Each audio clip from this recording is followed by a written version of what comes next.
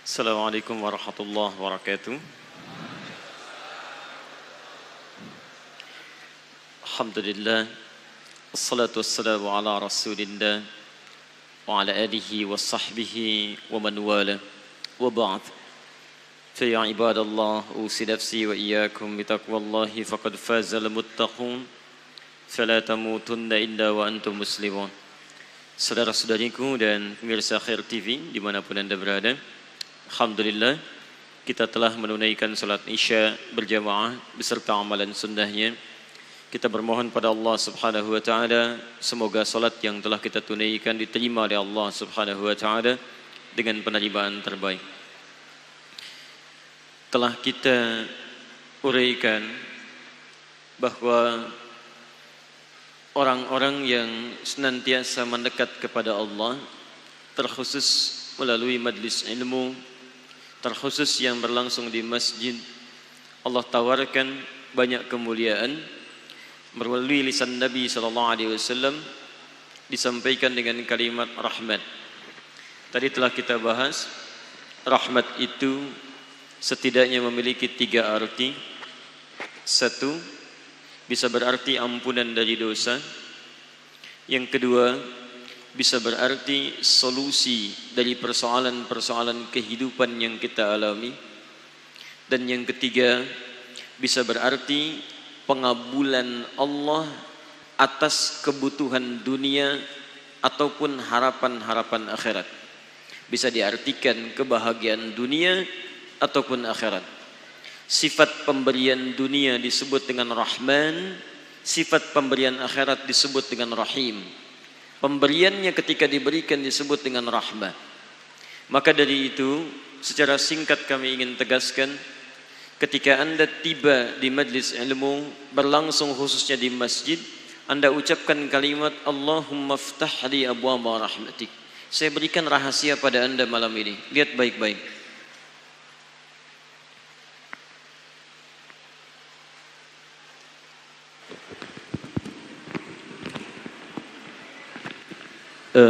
Kalau dibandingkan dengan yang ini jelas mana? Yang pertama.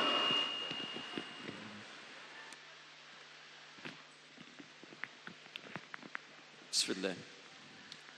Perhatikan baik-baik ya.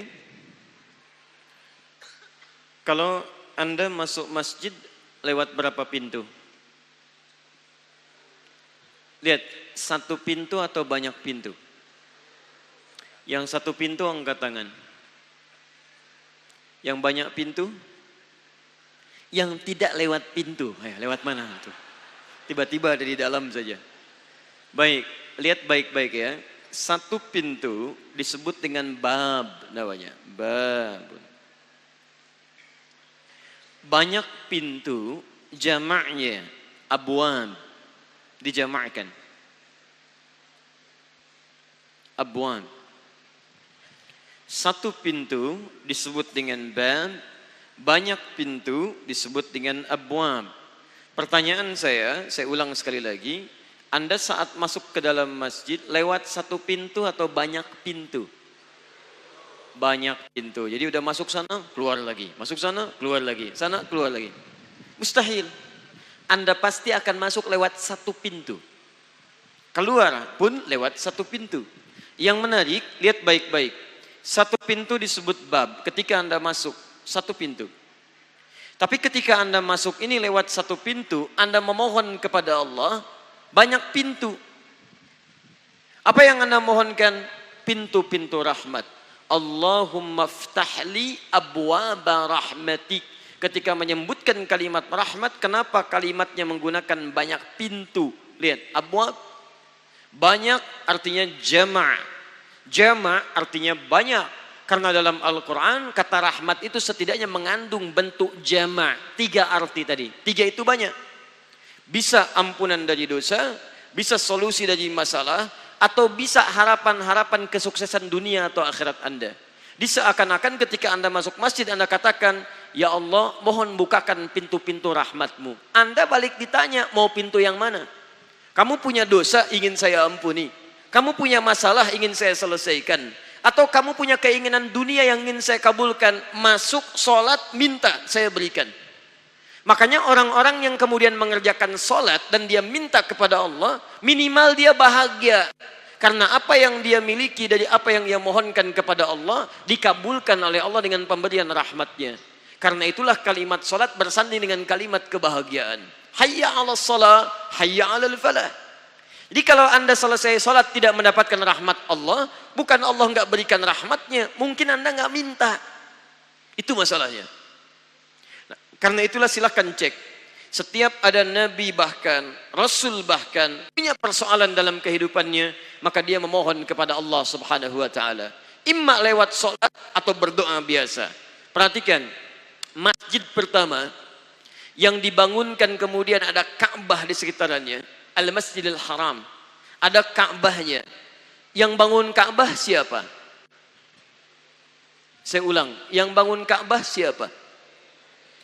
Baik, tolong dengarkan baik-baik ya. Ini kedatangan pertama kali saya ke Metro. Kita buat kesepakatan. Kalau tidak tahu, katakan wallahu a'lam. Gampang. Ya, ingat baik-baik, waktu kita terbatas. Malaikat ditanya, Allah wa rasuluhu alam. Allahu alam. Quran surah 2 ayat 30. Sahabat ditanya, Allah wa rasuluhu alam. Antum malaikat bukan, sahabat bukan. Ditanya, tahu semua. Alhamdulillah. Siapa yang membangun Ka'bah? Allahu alam. Baik, kita lihat. Ka'bah bukan dibangun oleh Nabi Ibrahim. Bukan. Ka'bah itu bahkan sejak manusia pertama turun itu sudah ada. Buka Quran surah ketiga Ali Imran ayat 96 sampai 97. Bahkan dimulai dari 95-nya. Lihat baik-baik. Inna awwala baitin wudi'a linnas. Sungguh rumah pertama yang dibangunkan untuk manusia. Bahasa Qurannya dibangunkan untuk manusia, bukan manusia yang bangun. Inna awwala baitin wudi'a linnas. Bait. Jadi sejak Nabi Adam turun ke muka bumi, turun, di Ka'bah sudah ada. Cuma nanti di masa Nabi Nuh alaihi salam, terjadi banjir besar, ini atasnya tersapu oleh banjir, hilang. Tersisa pondasinya. Dari zaman Nabi Nuh ke zaman Nabi Adam ada 5 sampai 6 generasi. Setiap generasi bisa 1000 sampai 2000 tahun. Nuh alaihissalam bin Mikhlail bin Matushala bin Kinan bin Anwas bin Thith bin Adam alaihissalam. Tersapu ini tersisa pondasi.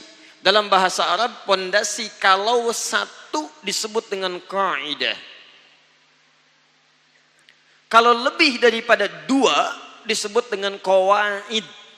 Qawaid. Ka'bahnya disebut dengan bait, pondasinya kalau satu kaidah, kalau banyak qawaid. Ka'bah ada berapa sisi? 4, berarti ada berapa pondasi? 4 pondasi. Kaidah atau qawaid? Qawaid. Di masa Nabi Ibrahim alaihi salam diperintahkan Nabi Ibrahim untuk meninggikan kembali pondasi Ka'bah yang sempat tersapu atasnya di masa Nabi Nuh alaihi salam. Zaman Nabi Ibrahim ke zaman Nabi Nuh alaihissalam ada 6 sampai 7 generasi.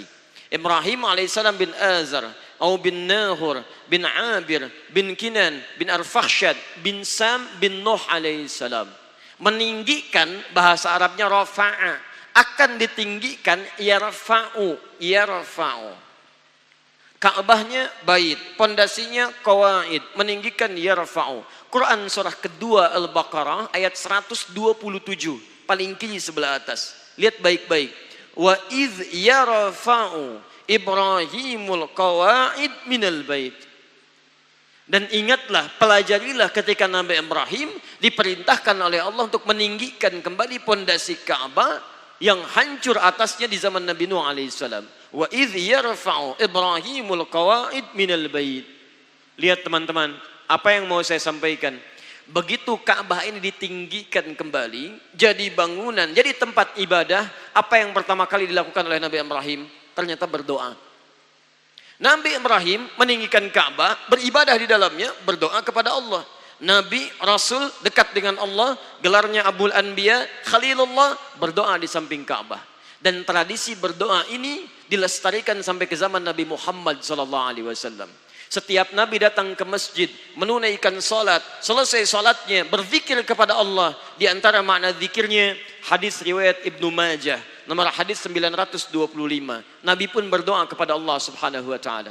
Allahumma inni as'aluka ilman nafi'a wa rizqan thayyiba wa amalan mutaqabbala. Nabi Ibrahim berdoa, Nabi Zakaria berdoa, Nabi Adam berdoa, Nabi Muhammad sallallahu alaihi wasallam berdoa. Anda Nabi bukan, Rasul bukan, surga belum jelas, amalan berantakan, Abul Anbiya bukan, tetangga Nabi bukan, kerabat Nabi bukan. Anda datang ke masjid, Anda tidak berdoa.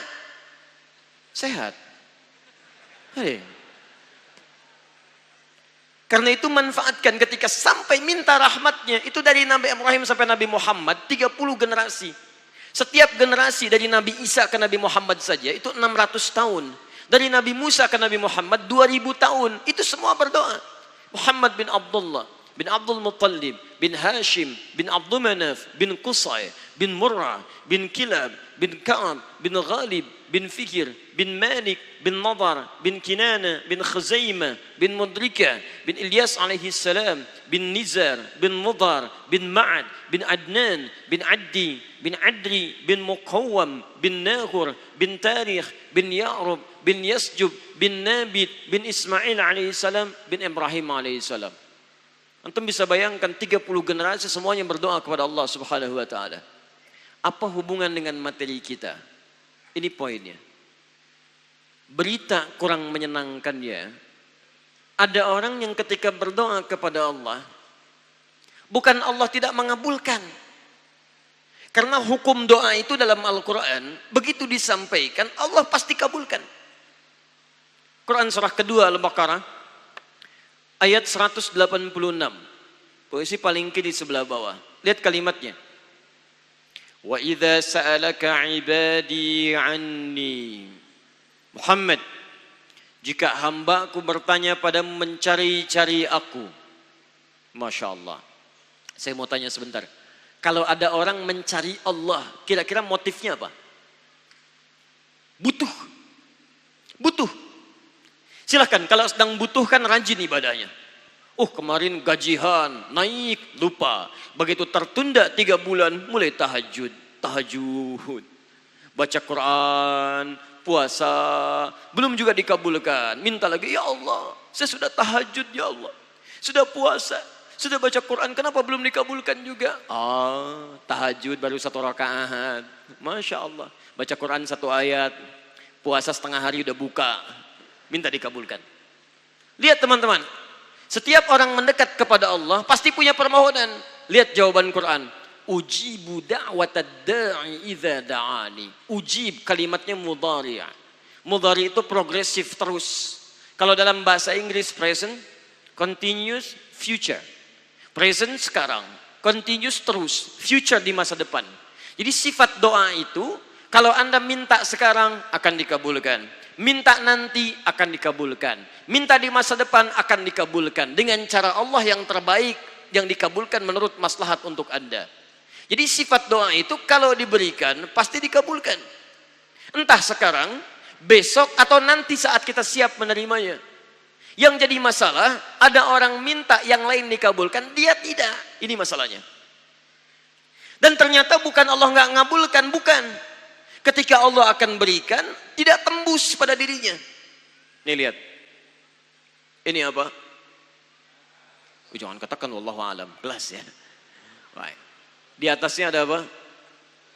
Tutup. Saya buka tutupnya. Perhatikan baik-baik. Ini apa? Spidol. Kalau saya masukkan ke dalam gelas, bisa? Masuk? Masuk. Lihat baik-baik. Sekarang saya tutup dengan ini. Masih bisa masuk? Tidak. Perhatikan baik-baik. Sulit. Saya ganti kemudian, misal dengan yang ini. Lebih halus. Saya tutup begini. Masih bisa masuk? Sulit. Mau dipaksa jadi masuk ke dalam, jadi kotor, tidak bisa diminum.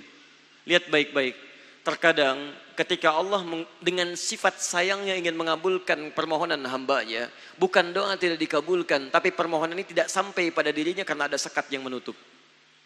Itulah dosa. Itulah maksiat. Semakin pekat dosanya, semakin kuat penghalangnya, maka semakin sulit kemudian Allah memberikan rahmat yang turun pada dirinya. Maka banyak hadis menyampaikan kepada kita, lihat baik-baik. Saya sampaikan satu hadis dari Nabi SAW. Thumma dzakara rajula. Lalu Nabi mengisahkan tentang seorang lelaki, yutilu safara, yang menempuh perjalanan jauh. Orang yang menempuh perjalanan jauh maka doanya cepat dikabulkan oleh Allah Subhanahu wa taala. Teman-teman yang ikut dari Bandar Lampung, ada yang tadi jaraknya 150 km Tulang Bawang dari sini. Lihat, begitu di jalan mohon kepada Allah, minta. Ya, safar yang baik itu cepat mengabulkan doa. Orang ini safar. Yamuddu yadaihi ila sama, dia mengangkat tangannya ke langit begini. Orang yang berdoa mengangkat tangan itu lebih cepat dikabulkan daripada yang diam. Hadisnya banyak. Di Abu Dawud nomor hadis 1480 sampai 1490. Awas, innallaha hayyun karimun. Allah itu maha pemalu dan maha mulia, dan akan merasa malu kalau meninggalkan hamba yang mengangkat tangan, menurunkan tangannya dalam keadaan hampa. Maksudnya orang yang mengangkat tangan akan lebih cepat dikabulkan doanya dibandingkan yang diam. 3. Fayaqulu ya Rabb ya Rabb. Maka dia berkata, ya Rabb, memohon dengan al-asma'ul husna, sifat rububiyah Allah yang kalau dimintakan dikabulkan. Ya Rabb, ya Rabb. Quran surah ke-17 ayat 110 sampai 111, paling kanan di pertengahan. Lihat baik-baik. Allah menjamin dalam Al-Quran seseorang yang memohon kepada Allah dengan kalimat-kalimat al-asma'ul husna akan lebih cepat dikabulkan dibanding orang yang langsung memohon kepada Allah tanpa menyebut kalimat al-asma'ul husna. Qulid'ullaha awid'ur rahman ayyamma tad'u falahul asma'ul husna. Kalau Anda punya masalah, sebut nama Allah, bukan mengeluh. Atau sebut namanya ya Rahman. Tapi kalau Anda mampu, cari nama-nama Allah yang terbaik sesuai dengan persoalan yang sedang kita hadapi. Namanya Al-Asma'ul Husna.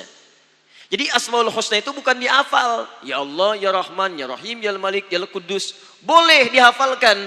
Tapi hafalan ini maksudnya membantu kita untuk bisa memilihnya saat kita membutuhkannya.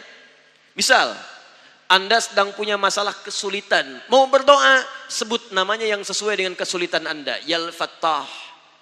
Masalahnya rezeki, sebut ya Allah ya Razzaq. Di pekerjaan ada yang ganggu Anda, sebut ya Allah ya Jabbar. Anda punya masalah, ya Allah ya Sabar. Nggak harus disebutkan semuanya. Ya Allah ya Rahman ya Rahim ya Malik ya Qudus ya. Semua disebutkan. Masya Allah. Akhirnya yang tidak diminta pun diberikan. Anda nggak sedang punya masalah, ya Sabar ya Sabar. Sabar itu adalah permohonan kepada Allah supaya diberikan kesabaran saat punya masalah. Anda nggak sedang punya masalah, minta diberikan kesabaran. Itu artinya sama dengan minta masalah. Hati-hati. Banyak kalimat-kalimatnya, pilih. Kitab Al-Aqaid Al-Islamiyah, karangan Syekh Sayyid Sabiq, halaman 24-59, posisi paling kanan di pertengahan. Dikisahkan seorang lelaki bermohon kepada Allah setelah dia selesai menunaikan salat. Lihat kalimatnya. Allahumma innaka antal ahadus samad. Alladzi lam yalid wa lam yulad wa lam yakul lahu kufuwan ahad. Allahumma inni as'aluka an taghfira li. Dia sebutkan al-asmaul husna. Allahumma inni as'aluka innaka antal ahad, ahad, as-samad, al-asmaul husna. Alladzi lam yalid wa lam yulad wa lam yakul lahu kufuwan ahad. Allahumma inni as'aluka an taghfira li. Mohon ampuni dosa saya ya Allah. Ampuni saya, ampuni saya. Apa jawab Nabi? At-tadri bimadza tas'al? Tahukah engkau barusan mengucapkan kalimat apa saat berdoa? Kata orang ini, wallahu wa rasuluhu a'lam. Kata Nabi, lihat kalimatnya. Faqad du'ita bi asma'illahil a'zam. Idza du'iya biha ajaba wa idza su'ila biha a'ta. Kamu baru saja berdoa memohon kepada Allah dengan nama-nama Allah yang paling agung, al-asma'ul husna. Yang kalau dimulai doa dengan menyebutkan itu, doa akan dikabulkan, permintaan akan diberikan. Tapi ini aneh. Lihat baik-baik. Orang tadi melakukan 3 hal. Perjalanan panjang. Masih ingat? Mengangkat tangan ke langit. Membuka dengan al-asma'ul husna. 3-tiganya dikerjakan. Seharusnya doa dia 6 kali lebih cepat dikabulkan oleh Allah dibandingkan doa orang biasa. Tapi apa kata Nabi? Lihat baik-baik. Anna yustajabu lidzalik. Anna yustajabu lidzalik. Mustahil doanya bisa dijawab. Mustahil doanya bisa dijawab. Sifat doa dimohonkan, dikabulkan. Tapi yang ini kata Nabi, anna yustajabu lidzalik. Mustahil doanya bisa dijawab. Kenapa? Enggak tembus. Famat'amu haramun, karena makanannya haram. Ketika Anda memakan yang haram, maka makanan jadi sekat dalam diri Anda, menjadi penghalang doa itu sampai kepada diri Anda. Tuh. Mashrabu haramun, minumannya haram, lebih tebal lagi. Malbasu haramun, pakaiannya haram, lebih tebal lagi. Sulit. Wa ghudhiya biharamin, dan perangkat hidupnya haram, lebih sulit lagi. Enggak tembus-tembus. Yang paling celaka dibawa yang haram ke rumah, dimasak kemudian oleh ibunya, dibagikan kepada anak-anaknya, muncul haram di keluarga, maka sulit turun rahmat ke dalam keluarga itu. Makanya kalau sudah maksiat terjadi, maka mohon maaf, rahmat sulit diturunkan, hidayah sulit masuk dalam diri seseorang. Maaf, ini yang haram beredar dengan darah, masuk ke dalam telinga. Quran kemudian muncul surah ke-6 ayat 25. Wa fi adhanihim waqra, di telinganya akan ada sumbatan. Bukan gak bisa dengar, yang lain kedengaran. Cuman ketika diminta yang baik-baik, gak tembus dalam telinganya. Konser musik di GBK, di Jakarta, Masya Allah, dari Lampung kedengaran. Masjid yang jaraknya 5 meter dari rumah, gak nyampe. Ini rumah dia, ini masjid, mikrofon masjid ke rumahnya begini nih. Sepeda ada, motor ada, mobil ada, kendaraan ada. Allahu Akbar. Hayya 'alas shalah. Gak dengar. Qomat, gak dengar. Konser musik yang jaraknya cukup jauh, Masya Allah, sebelum artisnya datang, tiketnya udah habis. Masjid kurang apa lagi? Soundnya jelas, panggilannya bagus, ustadznya datang sendiri, nerangkan sendiri, nulis sendiri, kadang-kadang ngapus sendiri, live juga. Kemudian ada snacknya, aquanya ada, semua kelengkapannya ada. Dengan semua itu belum menyentuh Anda, terpanggil untuk datang, coba cek maksiat apa yang sudah Anda kerjakan. Masuk lewat mata dengan darah, maka mata sulit melihat yang baik-baik. Lihat orang joget, ikut joget. Lihat orang olahraga, ikut olahraga. Lihat orang rame, ikut rame. Tapi lihat orang ke masjid, gak ada sentuhan. Lihat mushaf, gak ada sentuhan. Lihat Al-Quran, tidak ada getaran. Lihat Al-Quran, pasang status. Masya Allah. Cek. Jadi kalau Anda diperlihatkan kebaikan-kebaikan, belum tampil sentuhan dalam jiwa Anda, ada maksiat yang pernah dikerjakan oleh mata. Jika Anda melihat pasangan Anda di rumah tidak punya ketertarikan, tapi lihat pasangan orang lain banyak ketariknya, ada yang salah dalam diri Anda. Istri sendiri dilihat tidak menyenangkan.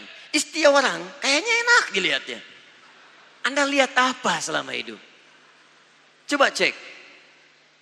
Apa yang Anda lihat di handphone Anda? Begitu Anda lihat teman-teman sekalian, Anda buka, Anda langsung palingkan yang tidak baik. Ini enggak bagus, astagfirullah, buang. Iman Anda bagus. Tapi ketika Anda amati, astagfirullah. Astagfirullah, Masya Allah. Ada maksiat di mata itu. Nah, pelan-pelan. Maksiat yang kecil masih halus. Halus masih bisa masuk, kedengaran. Semakin banyak, banyak bertumpuk jadi besar. Besar bahasa Arabnya adalah kabir. Kabir itu besar. Tapi kalau yang besar semakin melekat, kuat, melekat, maka berubah bentuknya menjadi jama'. Kabir menjadi al-kabair. Al-kabair. Jadi kabair itu adalah dosa-dosa yang sudah menjadi besar, yang terakumulasi, yang bahayanya itu selain bisa menghambat rahmat turun kepada kita, juga mampu menangkal doa-doa untuk dikabulkan oleh Allah Subhanahu wa taala. Karena itulah kita akan belajar apa saja di antara dosa-dosa besar itu yang dituliskan nanti ada 70 jenis yang mesti kita ketahui. Dan nanti barangkali kita tidak sadar bahwa dalam kehidupan kita mungkin pernah melakukan satu di antara itu semua. Itu yang menjadikan barangkali sulit kita mendekat kepada Allah. Masalah nggak pernah tuntas. Mungkin bukan Anda kurang hebat, Anda itu sekolahnya tinggi luar biasa, gelarnya banyak. Tapi kenapa masalah nggak pernah selesai? Mungkin bukan karena kurang hebat, Anda kurang takwa. Maaf, bukan karena kebanyakan hal-hal yang kurang Anda capai. Mungkin banyak maksiat. Karena itulah coba kita turunkan seperti apa kita mesti menepikan yang tidak baik itu sehingga yang baik-baiknya bisa muncul ke permukaan. Paham sampai sini? Baik. Mari kita mulai. Jadi kita belum mulai ini ya. Kita baru mau mukaddimah insyaallah. Sampai jam berapa kita? Baik. Alhamdulillah ya. Silahkan. Antum mau sampai jam 11, jam 12 gak ada masalah. Saya jam 9 pulang. Ya, terserah. Taib. Hari ini kita akan ambil mukaddimahnya saja dulu. Ya. Karena insya Allah mulai bulan ini kami sudah membuat jadwal untuk setahun. Dan di Lampung ini saya kira sudah cukup kita untuk memulai kajian-kajian yang umum temanya. Sekarang kita mulai spesifik mengkaji kajian kitab. Mudah-mudahan dengan kajian kitab ini kita bisa spesifik fokus pada bahasan dan bisa menamatkan beberapa kitab untuk bekal kehidupan kita insya Allah. Kitab pertama kita kenal dengan kitab Al-Kabair. Kita akan ambil mukaddimahnya dulu. Fokus baik-baik, saya mohon izin untuk berdiri. Perhatikan betul teman-teman sekalian. Jika Anda mengikuti kajian kitab, apapun itu, maka saya berikan pesan, yang pesan ini telah diabadikan prakteknya oleh ulama-ulama kita dulu saat mereka menuntut ilmu. Yang pertama, tolong kenali dulu tentang makna judul kitabnya. Nih, judulnya. Jadi kalau Anda ingin kajian kitab, bahas kitab apapun, usahakan jangan langsung bahas langsung ke isi. Ini saya perhatikan ada beberapa kajian-kajian kitab, belum tahu judul kitabnya, sudah langsung membahas isinya. Ini yang kurang tepat. Kenapa? Karena judul kitab yang dikarang oleh para ulama, nama dari kitab yang disematkan oleh para ulama, itu memberikan isyarat tentang isi kitabnya. Anda akan mendapatkan apa di kitab itu tertuang dalam judul kitabnya. Contoh, apa kitab paling populer Imam Al-Bukhari? Apa namanya? Jangan ngarang. Jangan ngarang. Saya ulang. Apa nama kitab paling populer yang ditulis oleh Imam Al-Bukhari? Enggak ada kitab Wallahu a'lam. Enggak ada. Imam Al-Bukhari tidak pernah menulis kitab Wallahu a'lam. Lihat. Namanya, perhatikan, bukan Sahih Al-Bukhari, namanya Al-Jami' As-Sahih Al-Musnad Al-Mukhtasar min umuri Rasulullah sallallahu alaihi wasallam wa sunanihi wa ayyamihi. Ini nama kitabnya. Al-Jami' As-Sahih Al-Musnad Al-Mukhtasar min umuri Rasulullah sallallahu alaihi wasallam wa sunanihi wa ayyamihi. Ayo ulangi. Ya, karena terlampau panjang disingkat jadi Sahih Al-Bukhari. Itu singkatannya. Kenapa saya sebutkan nama panjangnya? Saya bukan ingin tunjukkan kepada Anda bahwa saya hafal judul kitab. Na'udzubillah, bukan. Maksud saya, ketika nama ini disebutkan di gambaran isi kitabnya, Al-Jami'. Dalam istilah ilmu hadis, Al-Jami' itu kitab yang mencakup bahasan yang luas. Ada 4 jenis kitab hadis. 1 Al-Jami', kedua Sunan, ketiga Musnad, keempat Mu'jam. Anda kalau mau beli kitab hadis, Anda cek dulu butuhnya apa. Kalau butuhnya kitab-kitab untuk masalah fikih, bagaimana supaya toharoh saya bagus, cara sholat Nabi yang baik, cara tayamum, ya macam-macam air. Cari kitabnya jangan Jami', cari kitabnya Sunan, Sunan Abu Daud, Sunan At-Tirmidzi. Lihat baik-baik, kembalikan kepada karakternya. Kalau Anda ingin kitab hadis terkait dengan periwayatnya, Abu Bakar meriwayatkan berapa hadis. Saya ingin tahu hadisnya Sayyidah Aisyah. Saya ingin tahu hadisnya Ibnu Abbas. Maka cari kitab Musnad. Anda ingin meneliti dari mana asal kitab ini, dari mana munculnya, dari mana mencarinya, setiap kata kalimatnya, maka cari kitab Mu'jam. Jami, kitab hadis yang isinya luas. Kata Imam Al-Bukhari, di kitab saya ini ada tuntunan yang sifatnya luas. As-sahih, semua saya pastikan sahih. Musnad, musnad bersumber langsung dari Nabi Sallallahu Alaihi Wasallam. Di kitab saya ini tidak ada karangan saya, semuanya keterangan dari Nabi. Al-Mukhtasar, isinya singkat, tidak bertele-tele. Yang paling menarik, apa isi yang luas ini? Min umuri Rasulullah Sallallahu Alaihi Wasallam. Isinya semua kegiatan Nabi Sallallahu Alaihi Wasallam secara umum, dari bangun tidur sampai tidur lagi. Jadi kalau Anda ingin mengetahui kegiatan Nabi secara umum, baca kitab saya. Wa sunanihi, dan sunnah-sunnahnya, wa ayyamihi, dan kegiatan hariannya. Ini terdiri dari 97 pembahasan. Setiap pembahasan ada banyak turunan. Kitabul Iman, 57 hadis. Anda yang imannya sering naik, kadang turun. Kadang-kadang naik, kadang-kadang turun. Bagaimana menaikkan iman kita supaya semangat ibadah dan mencegah supaya tidak turun? Maka baca Kitabul Iman, 57 hadis. Kitabul Ilmi, kalau Anda ingin pintar, cepat menghafal dalam belajar, baca kitabnya, Kitabul Ilmi, kitab kedua. Kitabul Imarah, saya ingin menata Lampung, bagaimana metro ini bagus, berdasarkan standar-standar kebaikan dari Nabi. Maju kotanya, punya peradaban, ramah masyarakatnya, berhasil pendidikannya. Buka Kitabul Imarah. Ini. Jadi usahakan setiap belajar kitab, antum pahami dulu isinya. Kenapa disebut Bulughul Maram? Kenapa syarahnya disebut dengan Subulus Salam? Kenapa ada kitab Al-Arba'in 42 hadis? Katanya Arba'in tapi 42 hadisnya. Riyadus Shalihin 1896 hadis. Kembalikan ke judul kitab. Sekarang judul kitab kita namanya apa? Al-Kabair. Sudah saya bahas. Dua. Ini poin penting. Tolong setiap Anda ingin mengkaji kitab, Anda ketahui dulu siapa muallifnya. Siapa penulisnya. Cari latar belakang penulisnya. Siapa dia? Awas, kita punya kaidah yang tidak ditemukan terkhusus dalam kepercayaan atau agama lain.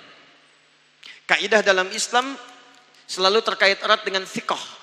Fiqh itu memastikan segala yang terkait dengan informasi bersumber dari sumber yang benar.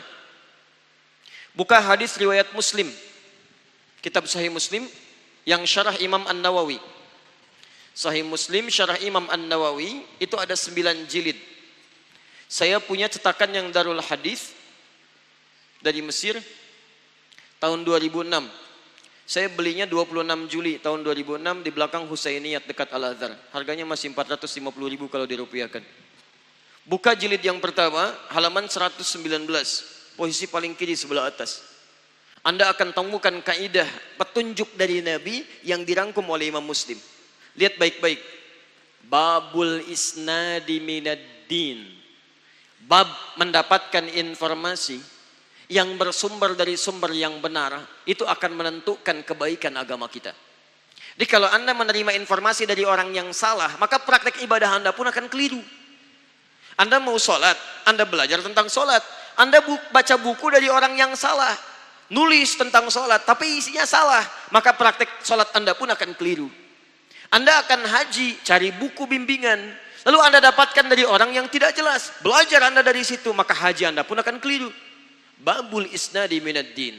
Sekarang banyak menyebar di Indonesia, buku-buku bahkan terjemahan, yang ketika saya teliti, Masya Allah, jauh panggang dari api. Syekhul Islam Ibnu Taimiyah menulis tentang risalah Tazkiyatun Nafas. Halamannya kurang lebih cuman 70 halaman, nggak nyampe 70, 69 lah. Terjemahannya 240 sekian halaman. Dan sekarang banyak buku-buku dituliskan, ternyata para penulisnya bermasalah. Ada yang dari sekte Syiah, ada yang dari macam-macam dan sebagainya. Dan saya banyak menemukan buku-buku tertulis seperti Islami, padahal di dalamnya ada misi yang keluar dari nilai-nilai keislaman. Begitu ngambil ayatnya tentang pemurtadan. Ngambil ayatnya keluar dari Islam. Padahal luarnya covernya bagus, tapi isinya bermasalah. Luarnya seperti madu, tapi dalamnya seperti racun. Luarnya madu, manis, dalamnya racun. Ibu-ibu paling susah menerima itu. Coba ibu pilih mana? Mau di madu apa di racun? Balik. Maaf Bu ya. Baik. Ayo sekarang yang pertama sudah saya bahas judul kitab, sekarang kita ambil muallifnya. Siapa penulis kitab ini? Jangan lama-lama kita bahas ujung-ujungnya Syiah atau Ahmadiyah atau macam-macam. Ya percuma kita belajar kalau kemudian bersumber dari yang tidak benar. Taib, saya bacakan profilnya. Penulisnya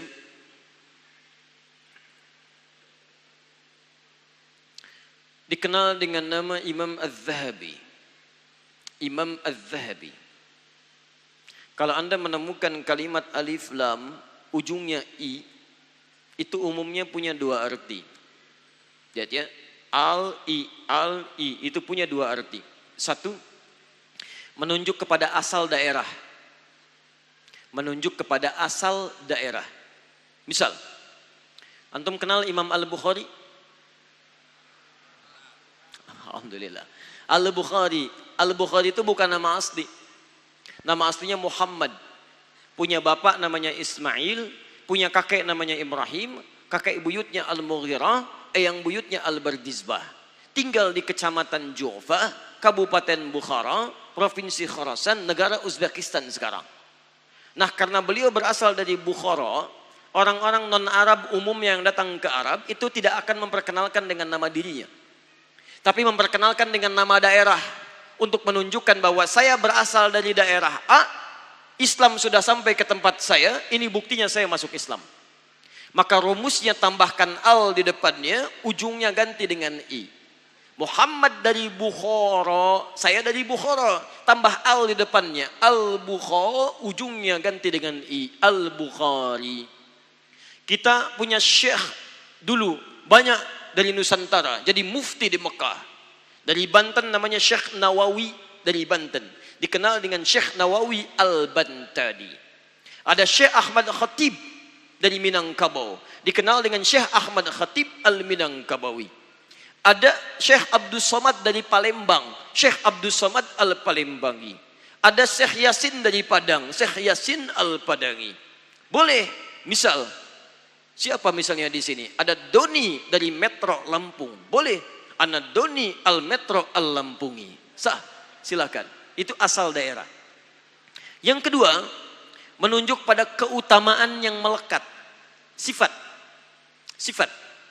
Jadi kalau punya sifat-sifat khusus, baik itu sifatnya baik, mulia, ataupun dikenal dengan kurang baik, maka Anda boleh tambahkan alif lam di awalnya, ujungnya ganti dengan i. Contoh, misal, Az-Zahabi. Az-Zahabi, dari kata zahab, berarti emas. Emas.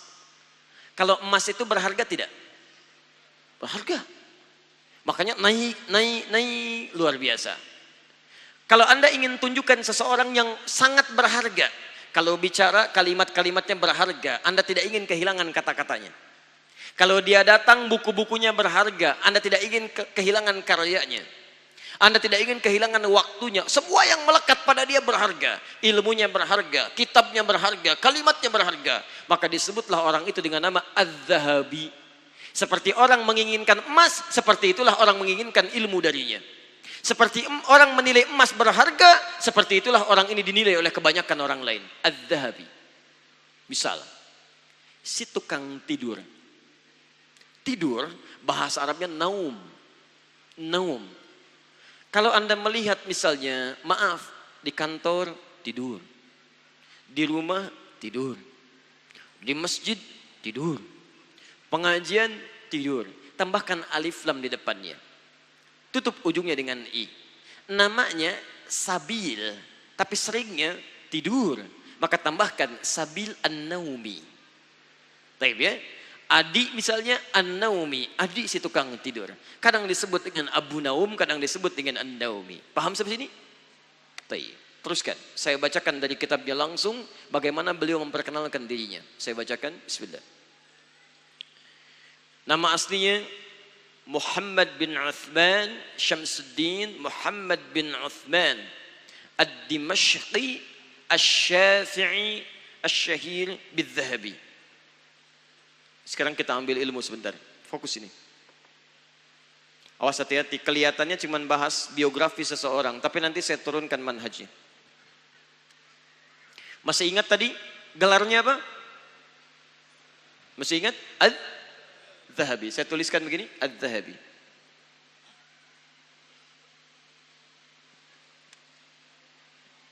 yang berharga seperti emas, layaknya emas.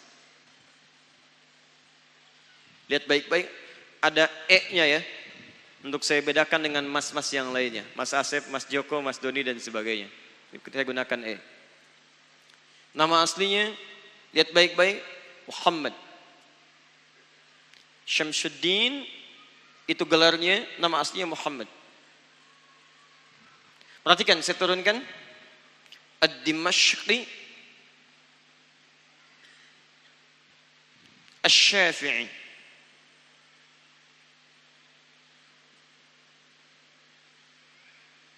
Segaris bawah ini. Lihat baik-baik teman-teman sekalian. Satu, Adz-Dzahabi. Orang ini bukan menggelar dirinya sendiri, tapi masyarakat yang memberikan gelar kepadanya. Ingat, bukan menggelari diri sendiri, tapi masyarakat memberikan gelar kepadanya.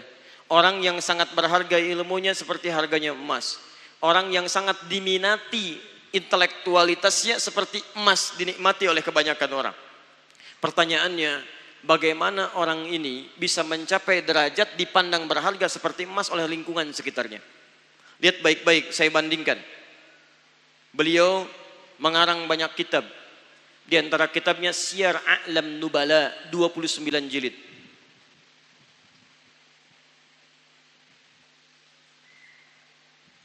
Ini baru satu topik. Belum topik-topik yang lainnya. Nanti saya bacakan beberapa kitabnya. Ada Mizanul I'tidal, ada Syiar A'lam Nubala, ada buku di ilmu hadis, ada buku di qiraat, ada buku di dalam bahasan ilmu Al-Quran. Setiap yang beliau tuliskan itu jauh melebihi harga emas. Setiap yang beliau sampaikan dinantikan oleh orang-orang seperti orang menantikan emas. Pertanyaannya, ini yang mau saya sampaikan. Bagaimana beliau bisa mencapai level ini sehingga digelari orang yang punya pengetahuan dan dilihat seperti halnya orang memiliki emas. Mari kita baca. Bismillah. Wulida bi Dimashq sana 673. Beliau dilahirkan di Damaskus, Syria sekarang. Tahun 673 Hijriah. Karena itu disebut dengan Ad-Dimashqi. Saya tuliskan Ad-Dimashqi yang berasal dari Damaskus, Syria. Jadi saya ulang, kalau disebutkan kitab Al-Kabair kalangan Imam Adz-Dzahabi, maka orang ini namanya siapa? Muhammad, lahirnya di mana? Damaskus. Sekarang ada di mana? Syria. Lihat baik-baik. Bismillah. Dzakara Adz-Dzahabi fi Mu'jamihi. Imam Adz-Dzahabi membagi pengetahuan kepada kita, membagi informasi. Beliau pernah menuliskan di dalam Mu'jamnya bahwa untuk mencapai level ini sehingga menghadirkan banyak perhatian dari masyarakat, lihat kalimatnya, 300 syaikhin wa alfi syaikhin mimman talaqqal ilma anhum. Beliau memiliki 1.300 guru. Lihat baik-baik. 1.300 guru. Satu manhajnya guru, syekh. 1.300 orang. Saya teruskan lagi. Sabar ya, pelan-pelan. Nanti saya turunkan ayat dan hadisnya. Bismillah. Wa nabagha fi katsirin minal ulum. Beliau berhasil belajar dari guru-guru dimaksud sehingga muncul banyak pengetahuan dari dirinya. Wa bi khasatin fi qiraatil Qur'an. Beliau pakar di ilmu Al-Qur'an. Wal hadis, pakar di bidang hadis. Wa daraba bi hifdhihi al-muthal, dan punya hafalan yang sangat kuat melekat pada dirinya. Lihat kalimatnya, lihat kalimatnya. Sampai digelari wa nu'ita bi imamil wujudi hifdhan, imam dalam hafalan. Jadi kalau sudah ada bahasa imam dalam hafalan, bukan cuma hafal, tapi titik komanya pun tidak tertukar. Kalau disebutkan satu bacaan, misal saya bacakan satu kalimat begini sampai selesai halaman pertama, itu bisa diulang seketika tanpa salah titik komanya. Itu imamil wujudi hifdhan, imam dalam hafalan. Bagaimana mendapatkan semua karunia itu? Satu, beliau belajar pada banyak guru. Disebutkan di sini sampai 1.300 guru. Saya teruskan dulu. Mimman talaqqal ilma anhum wa ilmihim wa iqrarahum Minhum majmu'atun min kibaril ulama wal muallifin al masyhurin. Baik, fokus. Dari 1.300 ulama ini, beliau bertalaki mengunjungi mereka satu persatu untuk mendapatkan faidah manfaat dari ilmunya. Satu, lihat manhajnya. Saya turunkan ayatnya sekarang. Saya berhenti dulu di sini. Sekarang perhatikan baik-baik. Kalau Anda ingin menyiapkan anak-anak Anda, atau cucu Anda, atau bahkan Anda untuk mendekati level Imam Az-Zahabi ini, yang hafal Quran, kuat dalam ingatan, paham hadis, maka bagaimana caranya? Mari kita turunkan ayat-ayatnya dan pengalaman Imam Az-Zahabi. Ini yang saya mau maksudkan dulu.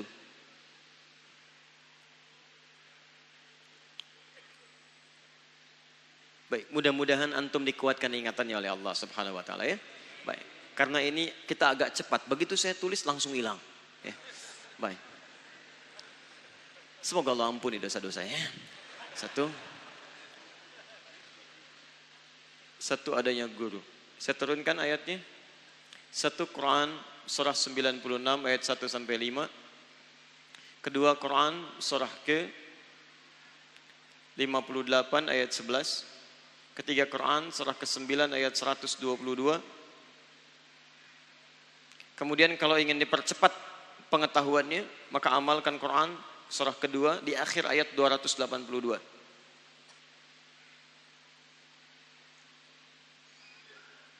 Maka Allah berikan pengetahuan seperti Allah berikan pada seorang hamba di Quran surah 18 ayat ke-65.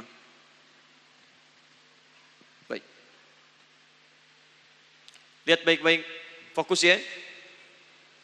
Pertama, ada isyarat dari Imam Az-Zahabi. Kalau Anda ingin mendapatkan tambahan-tambahan pengetahuan, maka yang pertama, beliau mengikuti sunnah dalam Al-Quran untuk belajar pada guru-guru yang bisa menumbuhkan pengetahuan. Lihat baik-baik, Quran surah 96 ayat 1 sampai 5. Ketika Nabi SAW akan diangkat oleh Allah Subhanahu wa taala menjadi nabi, jadi rasul dan berdakwah dalam kehidupan. Fokus baik-baik, kalimat pertama yang turun bukan kalimat dakwah, tapi kalimatnya ikra, baca.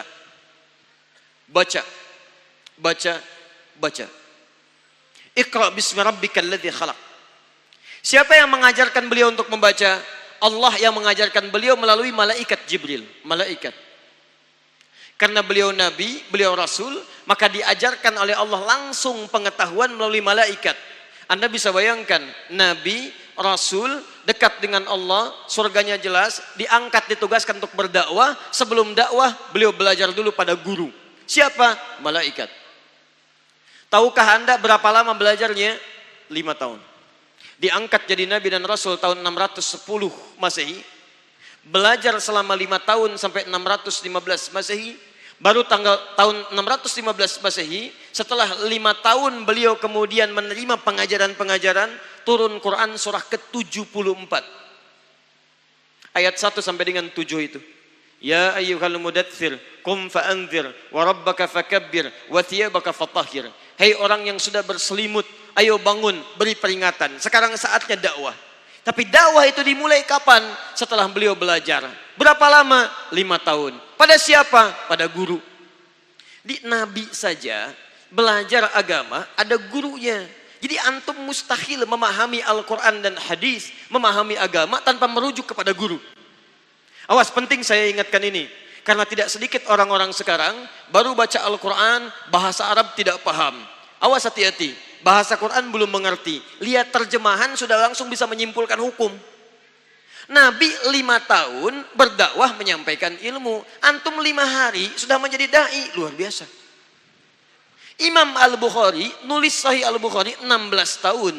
Sebagian ditulis di Mekah, sebagian di Madinah. Antum 16 hari sudah jadi pakar hadis. Mustahil. Jadi kalau Anda ingin mendapatkan pengetahuan yang baik, maka yang pertama cari guru-guru yang baik untuk menanamkan pengetahuan. Jelas? 1. Antum kenal Maryam? Antum ini luar biasa ya, hebat. Masya Allah. Tanya Maryam kenal, tanya ini kenal, luar biasa. Maryam putrinya Imran. Maryam anak perempuannya Imran. Bagaimana tiba-tiba Maryam tumbuh jadi perempuan salihah? Jangan dikira tiba-tiba jadi salihah seketika, bukan. Lihat baik-baik Quran surah ketiga Ali Imran ayat 35 sampai 37. Mulai ibunya berdoa kepada Allah. Idz qalat imra'atu Imran rabbi inni nadzartu laka ma fi batni. Dalam perut ibundanya sudah didoakan oleh orang tuanya. Begitu lahir diberi nama, dicarikan guru, cari guru. Maryam saja dicarikan guru. Siapa gurunya? Zakaria. Wa kaffalaha Zakaria. Jadi kalau kita terjemahkan sekarang ke dalam konteks kita, antum ingin anak-anak antum pintar, dekat dengan Allah, cepat hafalannya, bagus, maka lihat sekolah sekitaran metro. Mana yang kira-kira guru-gurunya bisa mendekatkan anak Anda dengan Allah Subhanahu wa taala? Mana yang guru-gurunya bisa berbagi pengetahuan yang terbaik dalam pandangan Allah Subhanahu wa taala? Ini konsep pertama. Jelas ya? Imam Az-Zahabi punya 1.300 guru. Kita kepada siapa kita belajar dengan baik? Dua. Dan mohon maaf, kadang-kadang untuk mendapatkan guru ini itu tidak mudah, butuh perjuangan. Nabi menerima wahyu di mana? Gua Hiro. Anak sekarang mudah menyebutkan Gua Hiro. Pertanyaan saya, pernah naik ke Gua Hiro? Saya pernah berangkat langsung dari Mekah, wilayah kisaran Nabi tinggal, sampai ke Gua Hiro. Itu jarak ke Jabal Nur, ke kaki gunungnya saja, itu ada 5 sampai 7 kilo. Ambil yang paling maksimal 7 kilo. Ini baru kaki gunung. Naik lagi ke atasnya 700 meter. Ini begitu sampai di puncak, guanya bukan di sini, tapi turun lagi sedikit ke sini. Baru Anda menemukan guanya dan seluruh batu-batunya ini membentuk semacam teropong menghadap ke arah Ka'bah ke sini. Ya. Yang mau saya sampaikan, tidak mudah Nabi kemudian mendapatkan pelajaran-pelajaran.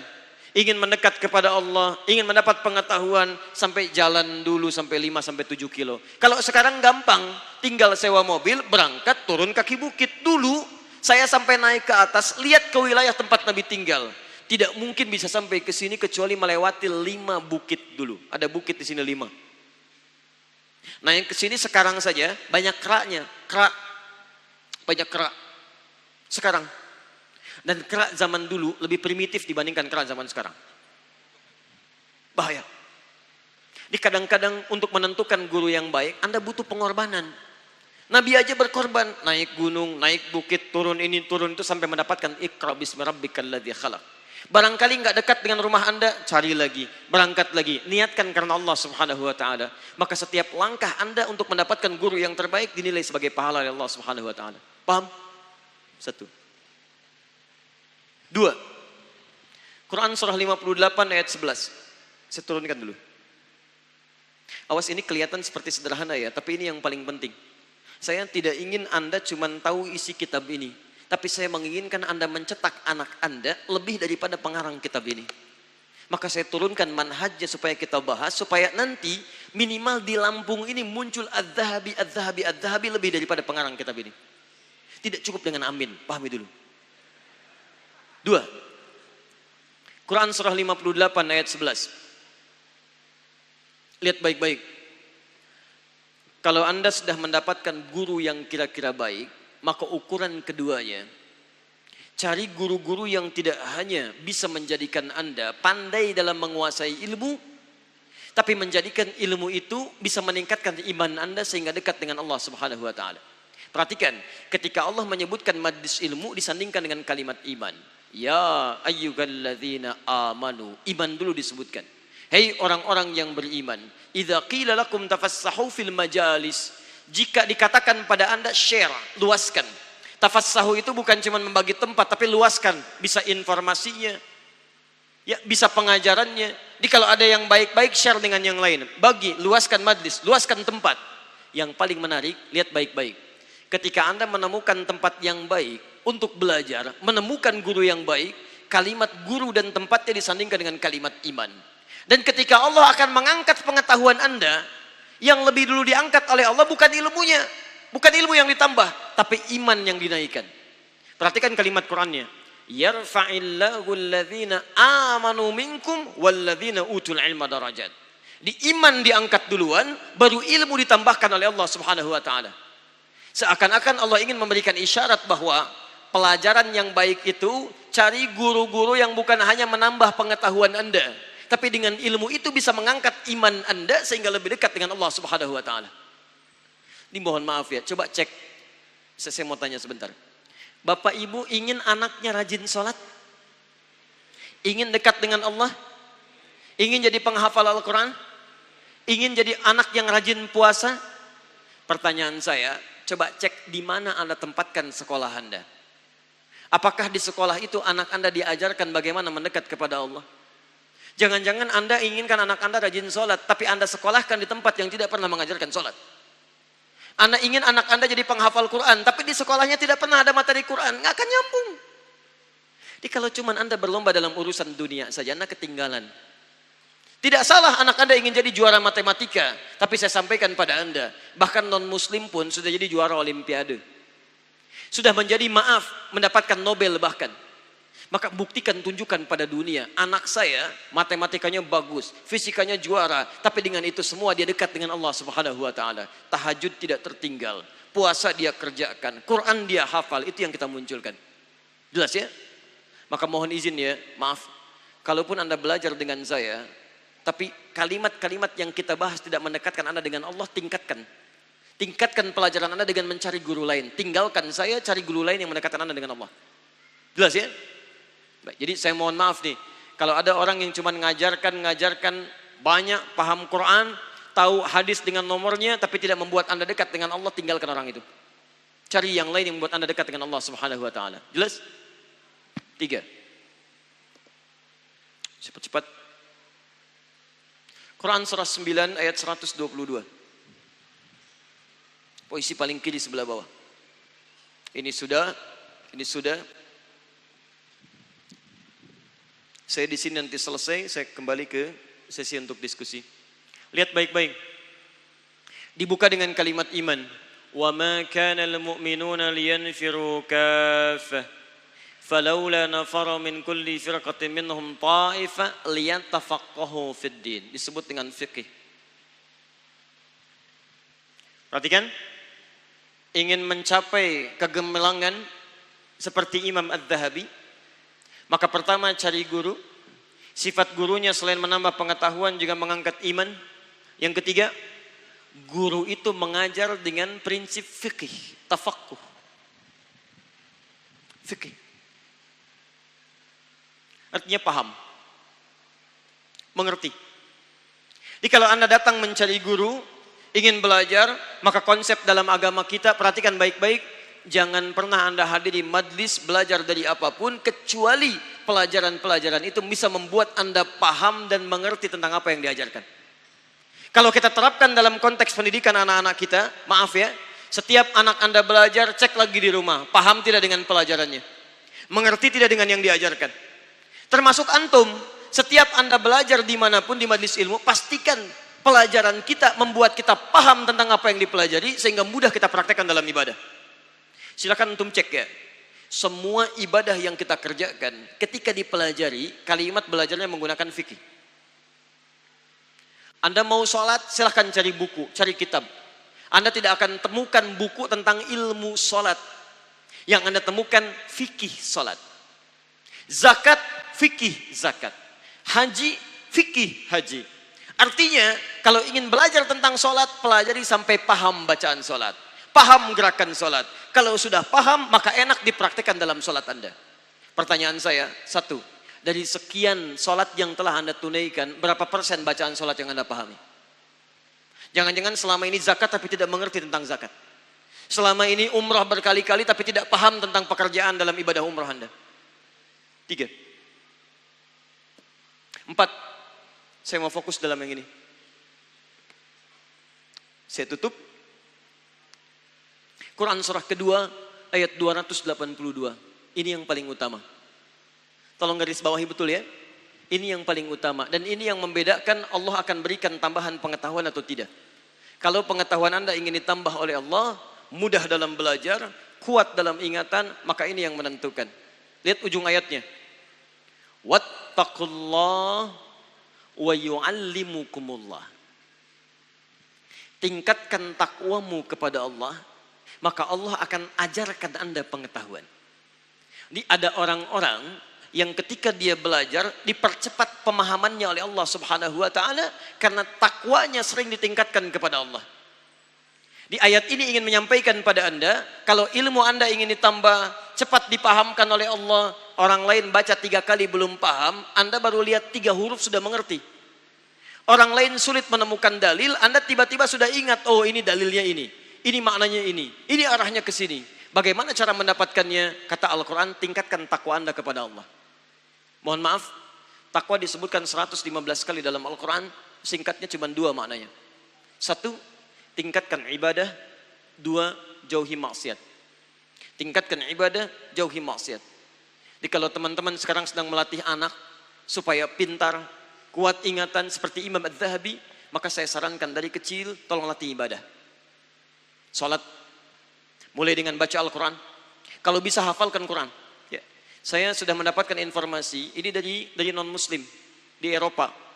Ternyata mereka melakukan penelitian, orang yang hafal Quran itu kata mereka meningkat kecerdasannya 3 kali lipat. Saya ulang, orang yang hafal Al-Quran itu meningkat kecerdasannya sampai 3 kali lipat. Karena itu silahkan Anda cek, semua orang-orang pintar di masa lalu, orang Muslim yang karyanya banyak diambil di Barat, kemudian diterjemahkan ke dalam bahasa mereka dan diklaim sebagai penemuan oleh mereka, itu rata-rata sejak kecil belajarnya cuma 2. 1, belajar salat, yang kedua menghafal Quran. Silahkan untuk melihat Al-Kindi, Al-Khawarizmi, Al-Farabi, Jabir Ibn Hayyan, semua, Al-Ghazali, Ibn Rushd, Ibn Sina dan sebagainya, semua memulai dari salat plus menghafal Al-Quran.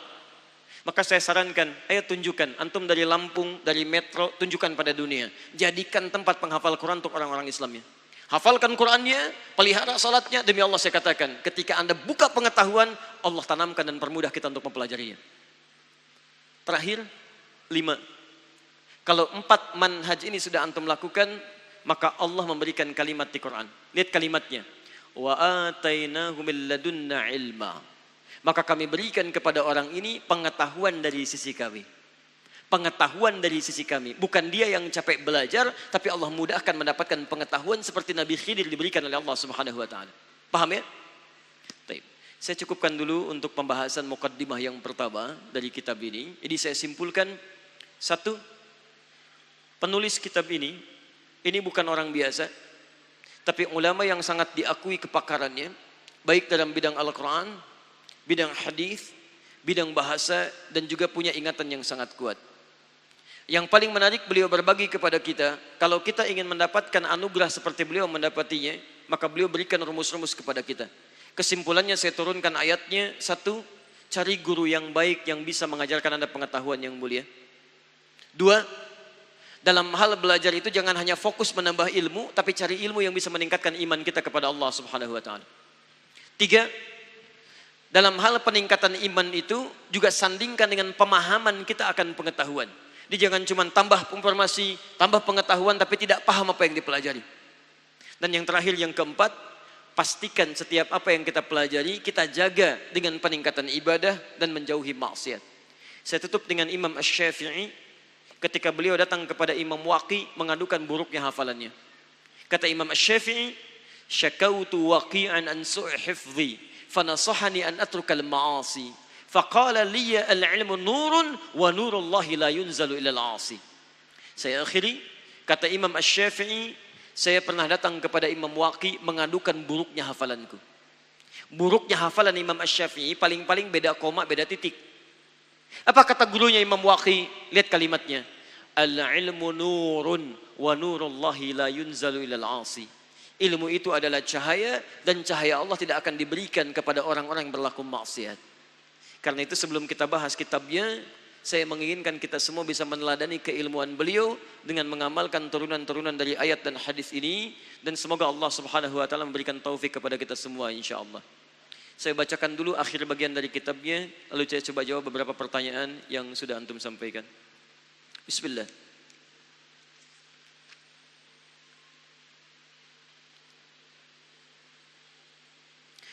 Tawalla adh-Dhahabi 'iddata wadha'if 'ilmiyatan fi Dimashq.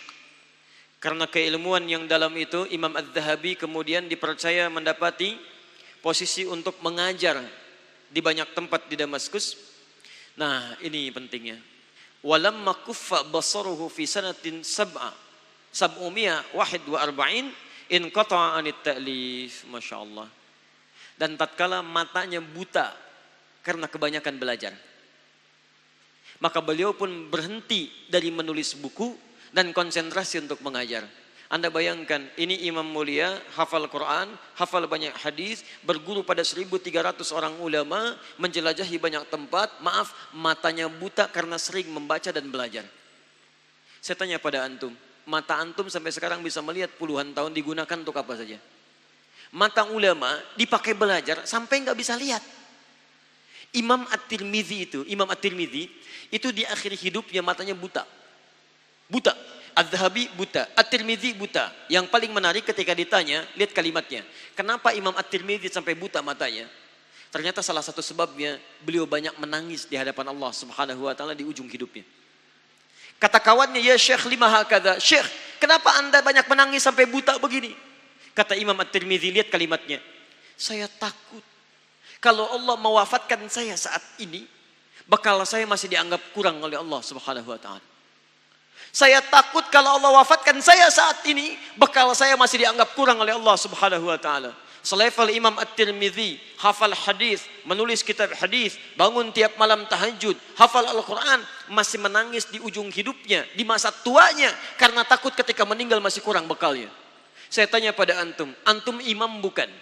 Jadi makmum kadang-kadang, hafal Quran belum mutqin, hadis belum hafal, belum konsisten tahajud, belum konsisten puasa sunnah. Yang jadi pertanyaan, apa antum merasa banyak amal sampai malam ini belum mendekat kepada Allah? Kembalikan teman-teman sekalian, Imam Az-Zahabi menangis, Imam Az-Zahabi buta matanya, Imam At-Tirmidzi menangis, Imam At-Tirmidzi buta matanya. Kenapa? Karena mendekat kepada Allah Subhanahu wa taala.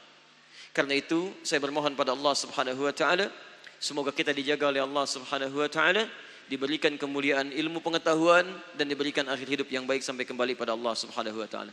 Saya tutup. Kemudian saya akhiri dulu ya sebentar. Taraka Az-Zahabi thurwatan ilmiyatan dhahmah aw da'aha fi mu'allafatil mufidah. Imam Az-Zahabi meninggal dunia meninggalkan banyak karya pengetahuan, di antaranya ini saya sebutkan. Satu, Tarikhul Islam, kitab sejarah. Ini artinya beliau pakar sejarah.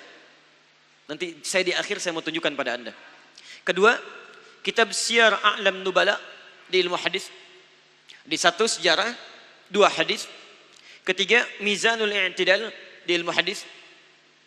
Keempat, Al-Mushtaba fil Asma'ir Rijal, tentang ilmu hadis dalam bidang penelitian sahabat. Jadi beliau kenal para sahabat, maksudnya tahu sejarahnya, tahu nasabnya, tahu karakternya. Beliau menulis di ilmu hadis, beliau menulis tentang siapa orang yang baik, siapa orang yang tidak baik di zaman sahabat sampai tabi'in. Kemudian wa tajridil usul fi ahadits Rasul sallallahu alaihi wasallam, dan mengeluarkan hadis-hadis yang bermasalah dibandingkan hadis-hadis yang sahih. Lihat baik-baik, menulis di Quran, menulis di tarikh sejarah, menulis di hadis, menulis di ilmu hadis, menulis di tarikh sahabat. Ada berapa cabang ilmu? 5. Perhatikan baik-baik. Orang sekarang sepintar-pintarnya biasanya tidak menguasai lebih daripada 2-3 cabang pengetahuan. Orang dulu ketika diberikan ilmunya oleh Allah Subhanahu wa taala, minimal rata-rata menguasai 5 pengetahuan. 5 cabang pengetahuan. Maka saya sampaikan berita gembira kepada Anda, kalau Anda kembali kepada Al-Quran, pelajari tentang turunan hadis, buka bagaimana cara ulama belajar lewat manhaj Nabi, demi Allah saya katakan, Anda akan menjadi orang paling cemerlang di muka bumi. Ya, mungkin bukan Anda sekarang, tapi anak Anda pastikan, cucu Anda pastikan. Kalau bukan keturunan Anda, maka siapa yang bisa menggantikan Anda di masa depan? Cukup dulu ya, saya sudah lebih 4 menit dari apa yang saya sampaikan. Kesimpulan, 1, ini semua nanti kita kumpulkan, dijawab di pertemuan lain. Kesimpulan pertama, kitab ini insya Allah pelajarannya akan membimbing kita untuk menghindarkan diri dari dosa-dosa yang sangat tidak disukai oleh Allah, supaya dengan itu Allah menurunkan rahmat dan kebaikan-kebaikan dalam kehidupan kita. Yang kedua, kitab ini dikarang oleh ulama besar yang punya pengetahuan dalam, kemudian punya karisma dalam kehidupannya sehingga banyak dihormati oleh para murid-muridnya.